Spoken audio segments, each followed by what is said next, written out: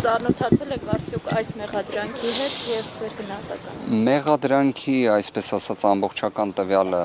իսկապես չունեմ, բայց հաշվի առնելով այն հարաբերությունները, որը ունեմ թե Լևոն Քոչարյանի հետ, թե նաև Սեդրակ Քոչարյանի, նախագահ Քոչարյանի որոշակի տվյալներ ունեմ։ Ըստ էության պարզվում է, որ այս դեպքը վերաբերում է 2018 թվականին դեռևս բացահայտված տվյալների,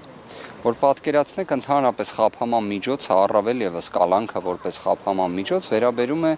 ինտենսիվ մի իրավիճակի քրեական վարույթի։ Եթե ես արդեն իսկ ձեզ բացահայտում եմ 2018 թվականից բացահայտված մի իրավիճակ, ոնց կարող է 2026 թվականին լինի այնպիսի մի իրավիճակ, որ այդ ինտենսիվությունը լինի, որ կալանքի հարց էլ առաջանա։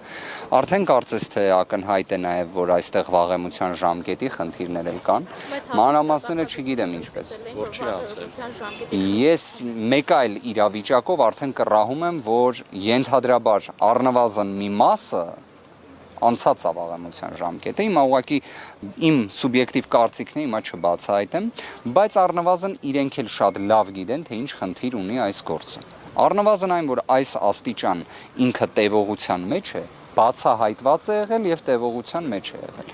Ես այստեղ իրավական բացատրություն չեմ տեսնում։ Եվ նաև երբ մենք նայենք նախորդիվ հնչեցված քաղաքական հայտարարությունները գործադիր իշխանության ղեկավարի կողմից ուղիղ ցուցումների տրամաբանության ներքո, այստեղ իհարկե քաղաքական բաղադրիչը այն աստիճան ակնհայտ է, որ նույնիսկ ես չեմ կարծում որևէ մեկը դա հերքի։ Ավելի վատ բան ասեմ։ Ես նկատում եմ, որ նույնիսկ քաղաքական իշխանության ներկայացուցիչներն էլ են հաստատում, որ այստեղ քաղաքական բաղադրիչը կա։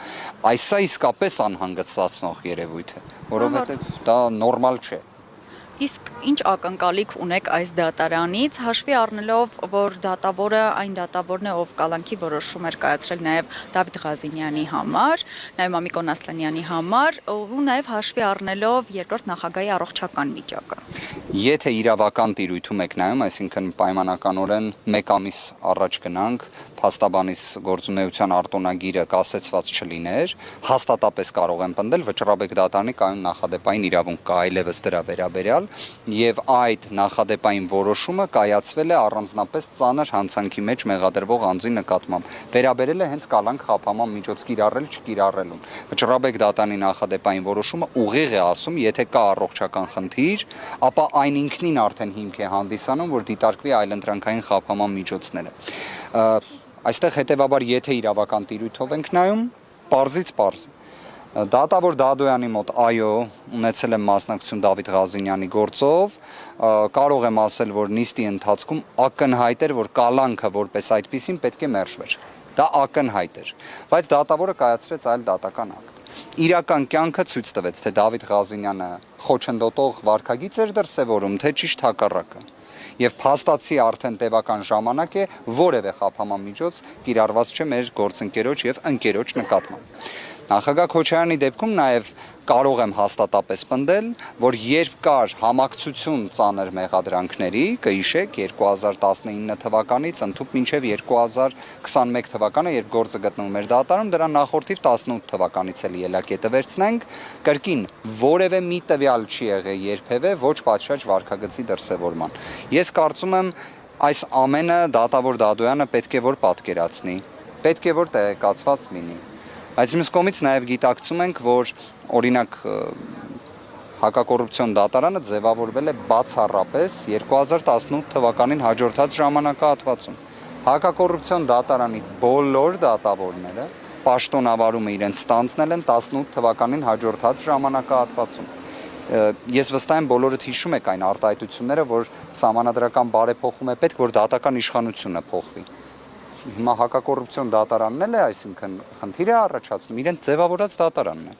Հենց իրենց ձևավորած եւ այն անձինք, ովքեր ձևավորել են այս դատարանները, դեռ պաշտոնավարում են։ Պարոն Վարդանյան, երեկվանից երկրորդ անգամ ձերբակալման որոշում տրվեց, Շատ հետաքրքիր հարց եք տալի։ Երրորդ անգամը չէր կարող, ինչու էին շտապ։ Ես ավելին ասեմ, երբ 3 ձերբակալման որոշում կայացվեց, բայց որը ի կատար չացվեց, այսինքն կալանքի միջնորդություն չներկայացվեց եւ քննության չառնվեց, իմ կարծիքով դա էլ ինքնին արդեն հիմք էր, որ նույն միջնորդությունից չեն կարող բերել։ Սա ուղղակի, այսինքն տրամաբանություն է իրավական։ Եթե անձը պետք է խոչընդոտի կամ ոչ պատշաճ վարքագիծ դրսևորի, իրեն 24 ժամն էլ չէ պետք է որ բավարար լիներ։ Բայց ոնց տեսնում եք, ոչ մի տենց հաղորդագրություն դատախազությունը չտարածեց ոչ պատշաճ վարքագծի վերաբերյալ։ Իդեպ նույնությամբ պետք է ասեմ, որ ինչը խոսում էինք այս դեպքում, ամբողջությամբ վերաբերելի է նաև Սեդրակ Քոչարյանին, որի վերաբերյալ նաև այս հանգամանքն եմ ուզում բացահայտել, քանի որ տեղեկացված եմ եղել 2018 թվականի սեպտեմբեր-հոկտեմբեր ամսից կար վերջինիս նկատմամբ հարուցված քրեական վարույթ եւ կրկին առանձնապես ծանր հանցանքի մեղադրանքով իբրև եւ խափանման միջոցը կիրառվել էր բացակայելու արգելք 2018 թվականին։ Այստեղ որոշակի առումով գործում էր այն տրամաբանությունը, որ նախագահ Քոչարյանը այդ ժամանակ կալանավորված էր, որ որոշակի զսպող մեխանիզմ էր լինում մարդասիրության տեսանկյունից, պարզ մարդասիրության։ Բայց հիմա ոնց տեսնում եք, դրանցից եւ ոչ մեկը չի գործում։ Սեդրակը Քոչարյան կալանավորված է, որ հարցնեք լավ դրա հիմքը որը պետք է լինի, որովհետեւ դեպքը վերաբերում է 2005-6 թվականի իրադարձությունների։ Եվ կրկին շատ կարևոր հանգամանք էլ նշեմ, միջազգային փորձում քաղաքական հետապնդման բաղադրիչը ընդգծելու համար հիմնականում նայում են խափանման միջոցը։ Հիմնականում նայում են խափանման միջոցին, որովհետև այնտեղ էլ է պարզ այն ճշմարտությունը, որ շատ լավ գործեք հարուցել քննեք, բայց ինչի համար է կալանքը որպես խափանման միջոց ընտրելու միջնորդություն ներկայացվում։ Դրա ողջամիտ պատճառաբանությունը ո՞րն է։ Օրինակ այս վերջերս հայտնի դարձավ, որ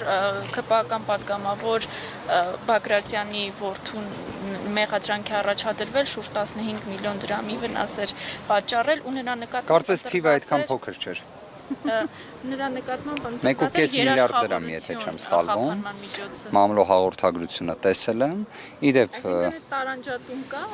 Իդեպ նշված ընտանիքին ես նաև ճանաչում եմ, դպրոցական տարիներից եմ ճանաչում, հետևաբար, այսպես ասած, բացասական լույսի ներքո կամ սուբյեկտիվ կամ օբյեկտիվ տիրույթում չեմ նայ հարցին, մեկ վարժություն ուղղակի կառաջարկեմ։ Ես արդյոք խնդիր տեսնում եմ, որ այնտեղ կալանքի միջնորդություն չեղե, չեմ տեսնում։ Իդեպ լինի քաղաքացիական պայմանագրից, թե այլ ուժից։ Հենց ամբողջ իմ այս օրերի ընթացքում էլ բարձրաձայնվող մոտեցումը հենց դրանում է։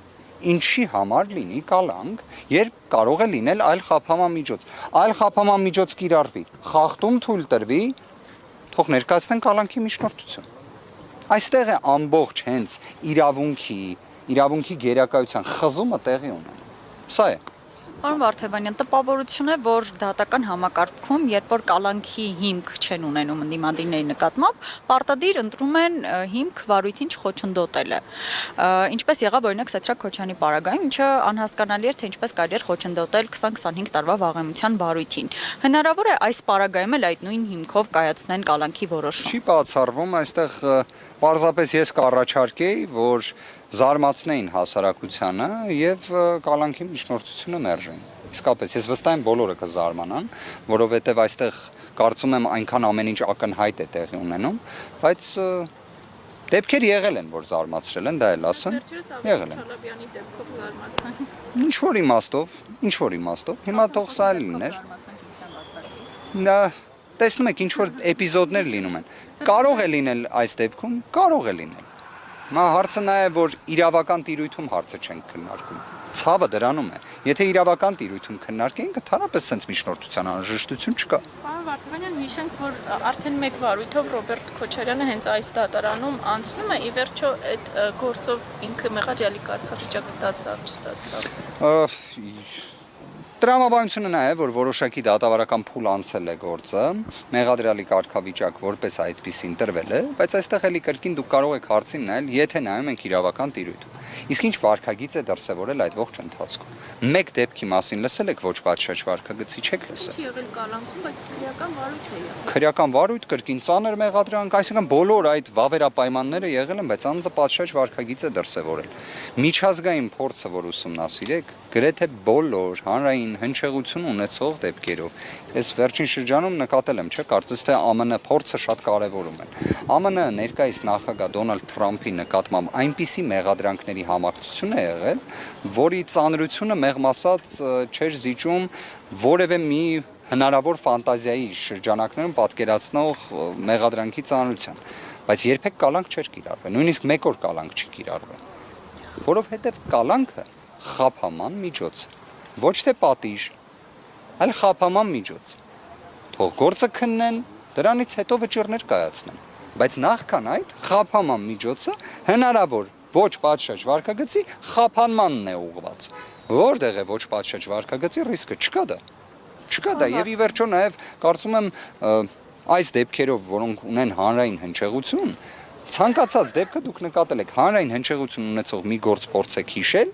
որտեղ անձը ոչ պատշաճ վարքագիծ է դրսևորել լինելով ազատության մեջ։ Այ դա փորձեք հիշել։ Արդյոք պատասխանատվության կենթարկվեն, հա, տեսեք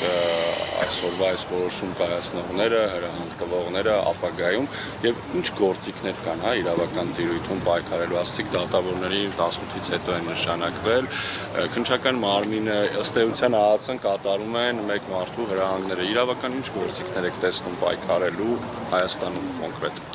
Ես գտնում եմ, որ լավագույն պայքարի միջոցը ի վերջո լինելու է իրավունքի գերակայությունը եւ մարդասիրության սկզբունքի վերականգնումը եւ դրա գերակայությունը։ Ես չեմ գտնում, որ ատելությանը պետք է պատասխանել ատելությամբ, սխալին պետք է պատասխանել սխալով կամ պայմանականորեն այս անհամաչափ գործողություններին ավելի բարձր անհամաչափ գործողությամբ։ Ճիշտ հակառակը։ Իսկապես խավարին հաղթում է լույսը։ Ես դրան անկեղծորեն եմ հավատում։ Հետևաբար ապագայում կարծում եմ ուղակի մի քանի երաշխիքներ եւ ընդգծված քաղաքական կամք առայն որ դատական իշխանությունը իրավապահ համակարգը լինեն լիարժեք անկախ։ Այդ ժամանակ դուք այսպիսի հարցադրում պարզապես չեք էլ տա։ Իսկ թե ինչ կլինի նախորդիվ տեղի ունեցածի, իդեպ մեր գործընկերները նաեւ ներկայացնում են, որ ընդհանրապես մենք նաեւ համաներման գաղափարին կողմնակից ենք։ Ի վերջո այս որոգայթից պետք է դուրս գալ։ Վարչապետը ասում է ումից անկախ, ինչից անկախ եւ ժողովուրդն է, այսինքն ինքը ժողովուրդն է, սա ինչ է նշանակում։ Իդեպ եթե ուշադիր լսեք այդ խոսքը, տրամաբանությունը նրանում է, որ փաստորեն խնդիր է տեսնում գործադիր իշխանությունը, նրա հետ, որ բարձրագույն դատական խորհրդի 10 դատավորներից, 10 անդամներից 5 դատավոր անդամները ընտրվում են դատավորների ընդհանուր ժողովի կողմից, իսկ դատավորների ընդհանուր ժողովը չի ձևավորվում ընտրությունների միջոցով։ Այստեղ է խնդիրը տեսնում,